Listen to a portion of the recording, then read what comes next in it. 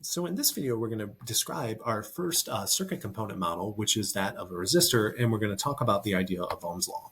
So remember that circuit analysis is nothing more than modeling real-world components depending upon their current and voltage relationship.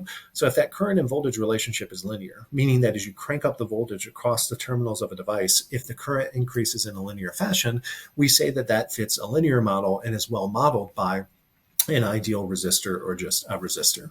So if you were to put that in the form of an equation, the way that it looks is V equals IR. That's the way you usually see it written. Of course, your book has to be difficult and write it as V equals RI. In addition, remember that these lowercase letters here indicate that these can be time varying quantities. Of course, it does hold for DC as well, which may lead to the form that you've usually seen of this, which is capital V equals capital I times R. That constant of proportionality is the physical quantity of resistance. Its SI units are ohms. Ohms are traditionally too small of a resistance value for most electronic applications. We'll scale it up using those metric prefixes. We abbreviate the unit of ohm using the Greek letter omega, and 1 ohm is defined as 1 volt per 1 amp. And what that means is if you got a black box, you put a volt across it. If it draws an amp of current, we say that has an ohm of resistance.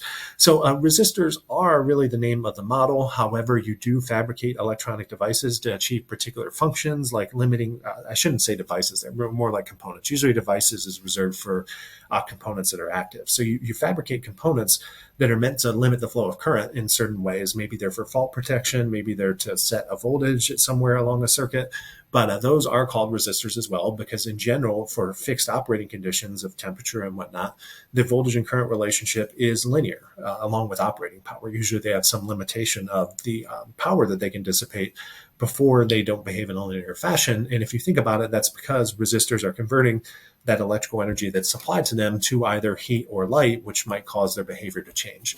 So here are some pictures of what resistors look like when fabricated on a component level. You can tell your book is old because the majority of these are through-hole type fabrications. In the real world, on printed circuit boards now, they're just very small surface mount SMT type things that you can stack multiple onto your actual fingernail. But here is the schematic symbol for a resistor. You notice that as it is shown, this satisfies our passive sign convention with the current entering the positive terminal and exiting the negative terminal. The way I actually like to look at it is, remember, conventional current theory says that the current is made up of positive charges. So those positive charges are pushed from high potential to low potential.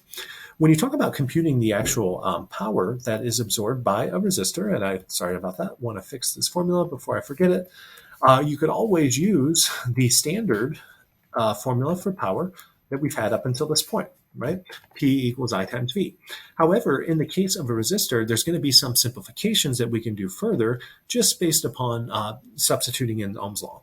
So if we substitute in Ohm's law for I, remember that Ohm's law is V equals IR. So I is equal to V over R.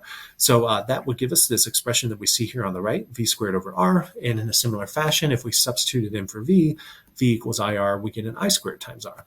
Now, if you think about these two quantities on the right, since resistance is always a positive quantity, these are always going to be positive. And that makes sense relative to that sign convention that we discussed for power, since resistors are always actually absorbing power, converting the energy to either light or heat. So let's do a quick example of Ohm's law. We're given that we have a 560 ohm resistor. It's connected to a circuit which causes a current of 42.4 milliamps. And we want to calculate the voltage across the resistor and the power that it is dissipating. And let me go here to the last one of our examples. And I put both of these in the same file. But we're given the resistance value of 560, the current value of 42.4 milliamps. We want to find V and we want to find the power that's dissipated. So I just drew the schematic here. You have a current 42.4 milliamps going from some across high to low, some unknown voltage. We're given the resistance value. We can compute the voltage by Ohm's law. V equals I times R. We have I and we have R. Plugging those in and doing the computation, if you just multiply 42.4 times 560, notice that your units are in amps times ohms, which is volts, but you also had that factor of milli in there. And milli is at times 10 to the negative third. So 23,744 is too big. What you want to do is absorb this factor of 10 to the negative third into the number, which will push this into engineering notation, or 23.7. When you want to compute the power that is actually consumed by that resistor, you can just use I squared R. That uses quantities that you were given originally. So I squared R, just be careful that when you square this 42.4, you're also squaring the milli, or the times 10 to the negative third. That's going to give you a factor of 10 to the negative 6, which when you absorb it into this relatively large product, what you get to the precision that I had my calculator set to is 1.0067 watts, which actually rounded to the significant figures that match what we were provided, or 3, turns out to be 1.0 watts. Of course, since you computed the voltage and you were given the current, you can compute the power. It's just I times V. And if you do that and you use your 3 sig fig rounded value, just be careful because you get a slightly different answer due to rounding effects. Of course, if you're doing all this in a computer and storing to the full precision capability of a double in your software, you won't get those rounding effects. So I hope you all enjoyed chapter 2, and we'll move on to chapter 3 next.